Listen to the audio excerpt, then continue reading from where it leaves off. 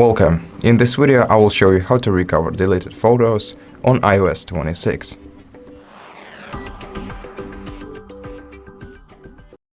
First, open the Photos application, then go to Collections, scroll down, select Recently Deleted Photos.